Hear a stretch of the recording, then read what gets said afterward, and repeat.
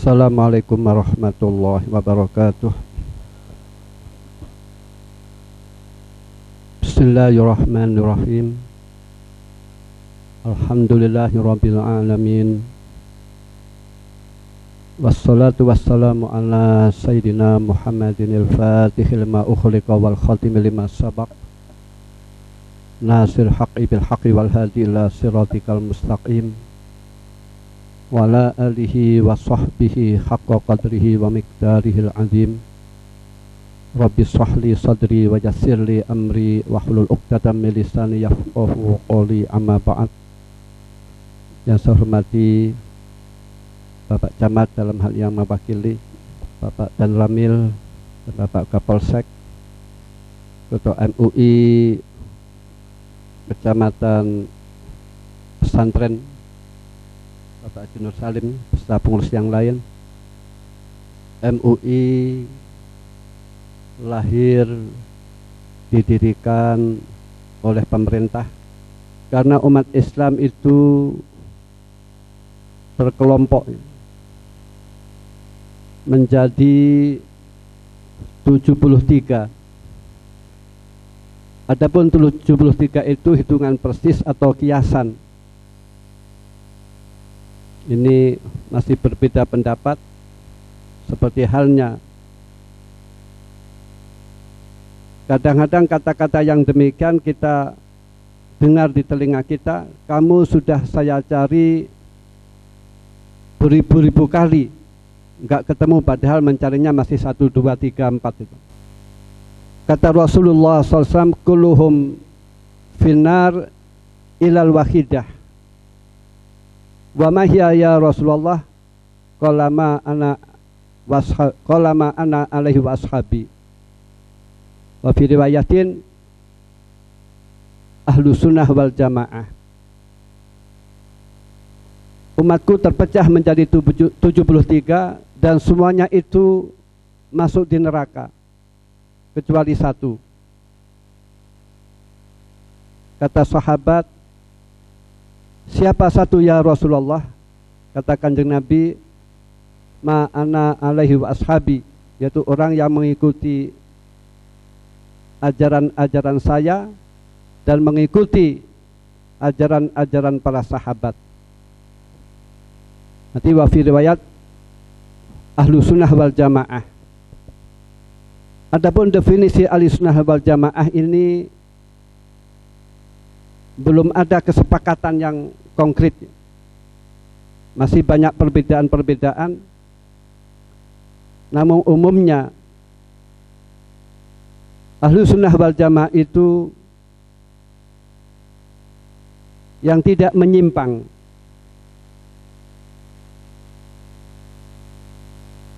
dan tidak sesat, yang mengikuti Rasulullah dan mengikuti para sahabat.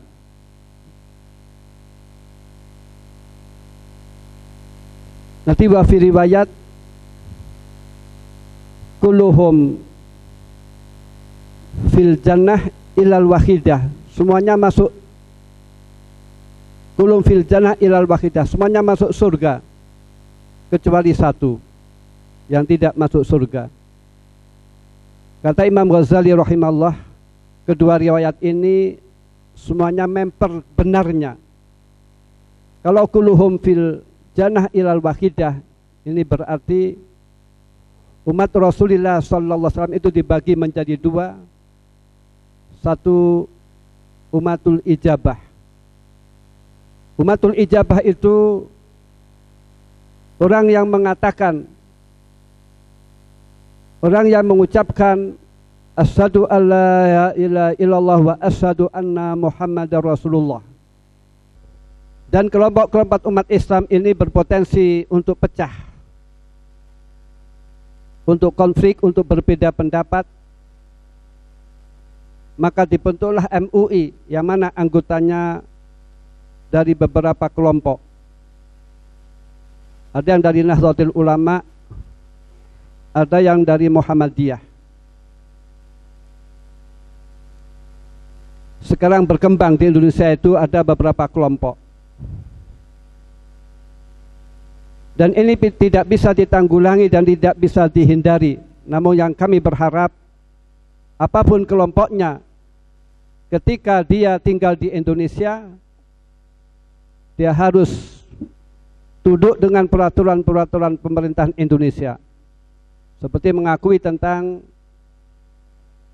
Bhinneka Tunggal Ika, mengakui tentang Pancasila, mengakui tentang NKRI, dan mengakui tentang UUD 45, dan siap tidak konflik, dan siap menghargai kelompok-kelompok yang lain, sebab kelompok ini kelompok radikal atau ekstrim ini bila mana dibiarkan oleh pemerintah, maka sangat membahayakan bagi kehidupan negara dan berbangsa. Di Suriah telah terjadi korban-korban ulama. Ulama-ulama yang besar menjadi korban, yaitu Syekh Ramadan Buti rahimahullah. Beliau ketika mengaji di masjid, ada orang yang meledakkan dirinya, yaitu bom bunuh diri. Yang mana Syekh Ramadan Buti itu karakternya mendamaikan umat, meredam konflik. Namun kelompok yang demikian, kelompok ekstrem atau radikal, tidak menginginkan perdamaian. Yang ia inginkan konflik. Dengan konflik dia akan mengambil kekayaan atau memanfaatkan konflik. Yang baru-baru ini telah dibom pula, yaitu Syekh Adnan, itu mufti Damaskus, mufti Syria. Beliau sering ke Indonesia. Beliau diantara mobilnya dikasih bom, terus diledakkan, dia meninggal dunia. Allahumma ighfir lahu warhamhu wa'afi wa'fu anhu waj'alil jannata ma'wahu. Beliau pernah ke Lirboyo.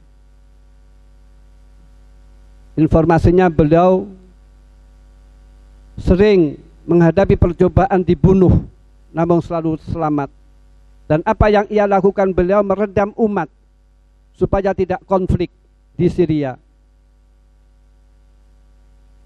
Di antara pesan beliau, Indonesia jangan sampai dijadikan seperti Syria. Daripada negara kita yang menjadi korban, daripada rakyat yang banyak menjadi korban. Ya al-hudu rahimakumullah, dalam perkumpulan manusia itu mempunyai pendapat masing-masing. Dan karakter nafsu, qala ta'ala inna nafsa la ammaratun bisu. Karakter nafsu itu akan banyak perintahkan melakukan keburukan-keburukan. Karakter nafsu mengajak orang tawuran, konflik, melakukan perbuatan dosa, melampiaskan amarah, menguasai hak-hak orang lain dengan cara ghasab atau pemaksaan dan lain-lain. Maka dalam berkelompok, manusia membutuhkan seorang pemimpin. Dalam hal ini terbentuklah negara, dan negara itu membutuhkan pemimpin. Di Indonesia dengan nama yaitu presiden. Maka presiden sudah mencukupi, bukan berarti harus khalifah, tidak. Sekarang kalau khalifah itu seluruh dunia pemimpinnya satu. Siapa yang jadi khalifah? Dan siapa yang mau dipimpin? Semuanya negara Islam disatukan siapa? Memang kita wajib mendirikan pemimpin, namun presiden sudah mencukupi. Dan presiden tidak mungkin akan bekerja sendiri. Maka presiden membutuhkan menteri. Presiden membutuhkan jaksa. Presiden membutuhkan keamanan, dalam hal ini TNI dan Polri. Presiden membutuhkan jaksa dan hakim, gubernur, bupati, wali kota, dan lain-lain. Untuk kestabilan. Sebab ini untuk menghadapi konflik. Jadi artinya karakter manusia itu condong berkonflik. Karakter manusia itu akan melakukan konflik. Itu karakter manusia.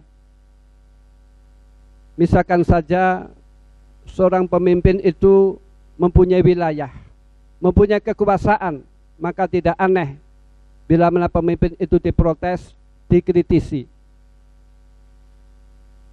Ini tidak aneh, sebab karakter manusia itu ridonas ghayatun la tudrak. Kepuasan manusia itu tidak mungkin didapat. Manusia itu akan selalu kurang terus, akan menuntut terus. Itu karakter manusia. Tidak mungkin rakyat yang 250 juta lebih ini dipuaskan, tidak mungkin. Bagaimana akan bisa? Ini karakter manusia. Dan karakter manusia itu condong konflik, berselisih.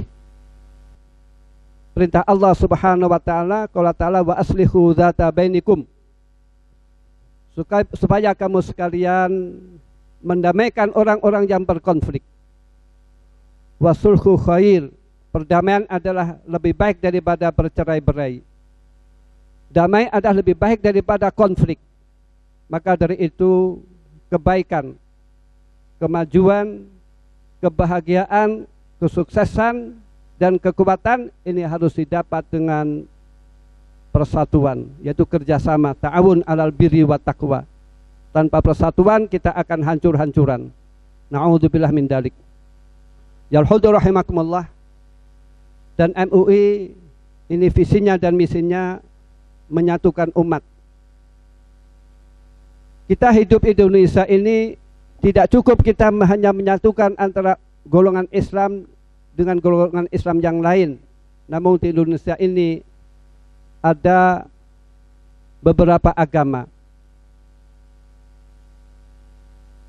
Maka kita dengan agama yang lain pun kita harus menghormati, sebab ini merupakan agama yang telah mendapatkan izin berkembang di Indonesia. Dalam kita menghadapi agama yang lain, ini dalam fikih ada aturan-aturannya, yaitu non-muslim, maaf, ini dimasukkan di ahlu zimmah, yang mana ahlu zimmah ini tidak boleh disakiti, baik itu badannya atau hartanya. Dan ahlu zimmah itu hidup di negara, hidup di dunia itu fi hukmil muslim, hukumnya sama dengan orang Islam.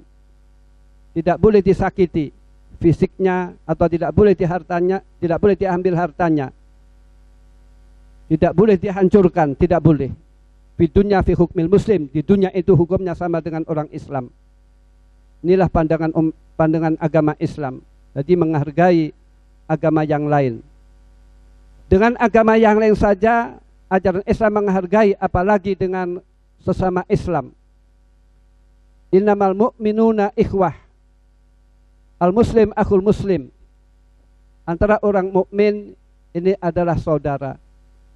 Orang muslim kepada orang muslim lain ini adalah saudara, dengan arti haram disakiti.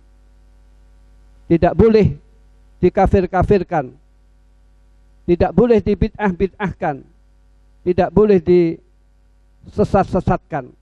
Inilah MUI, bagaimana MUI kiprahnya memperhatikan persatuan dan kebersamaan di antara internal umat Islam ini yang pertama.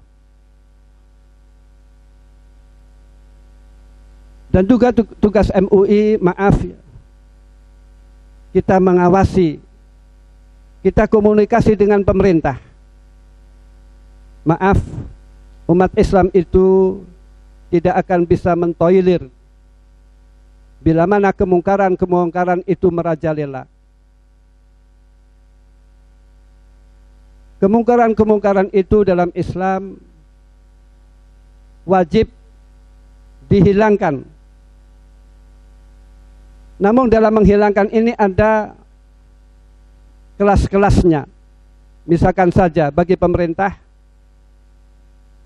meminimalisir barang mungkar ini dengan kekuatannya, karena mempunyai kekuatan. Dan bagi ulama menghadapi barang mungkar ini dengan lisan, dengan nasihat. Ataupun bagi orang awam menghadapi barang mungkar itu dengan ingkar bil qalbi, yaitu tidak ridho, tidak mendukung, tidak merespon, tidak meramaikan, tidak terlibat. Kenapa barang mungkar itu kita tidak bisa kompromi? Dan ini perlu dipahami bahwasanya barang mungkar yang kita tidak bisa kompromi itu bila mana barang mungkar itu dilakukan di tengah-tengah keramaian. Di tengah-tengah keramaian, sebab dampaknya nanti orang-orang baik akan berbuat buruk. Sebab barang mungkar itu semenjak zaman Rasulullah ada, apalagi zaman sekarang, dan ini tidak mungkin dihilangkan, yang bisa hanya diminimalisirkan. Kenapa umat Islam tidak ada kompromi dengan barang mungkar? Ini sebab bila mana ada musibah, bila mana ada bencana, ini maka orang-orang yang baik akan ikut merasakan. Jadi barang mungkar itu rahasianya bila mana berkembang, bila mana dibiarkan, maka Allah akan menurunkan azab. Apakah itu gempa bumi, atau tsunami, atau gunung meledak, atau virus corona, dan lain-lain. Dan ini semuanya yaitu kesalahan manusia itu sendiri. Maka manusia itu mau tidak mau untuk meminimalisir bencana-bencana atau wabah, atau taun, atau virus-virus ini supaya selalu bertobat kepada Allah, yaitu membaca astaghfirullahaladzim alladzi la ilaha illa huwal hayyul qayyum wa atubu ilaih. Sebab at-taib kaman la dzambalah, orang yang bertobat itu seperti halnya orang yang tidak punya dosa. Kalau orang itu tobat kepada Allah, maka segala permintaannya berpotensi oleh Allah diberi, diijabai. Doanya memungkinkan diijabai oleh Allah Subhanahu wa taala.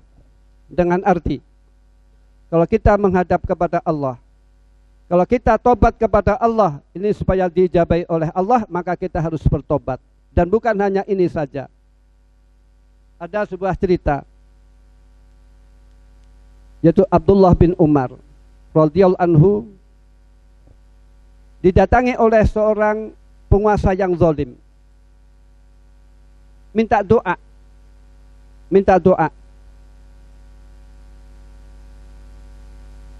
Maka kesimpulannya, ketika orang zalim itu minta doa, ini kesimpulannya oleh ulama disimpulkan bahwasanya orang yang minta doa kepada orang lain, orang yang minta doa kepada orang lain, ini adabnya orang tersebut harus tobat supaya diijabai oleh Allah Subhanahu wa taala. Kalau kita minta doa kepada orang lain, kita tidak tobat, maka jauh diijabai oleh Allah Subhanahu wa taala. Jadi artinya tobat ini merupakan dibutuhkan bagi kita, bagi bangsa dan negara, tujuannya supaya balak-balak dijauhkan oleh Allah dari negara kita yang kita cintai, yaitu negara Indonesia. Sekian. Ihdinas siratal mustaqim. Assalamualaikum warahmatullahi wabarakatuh.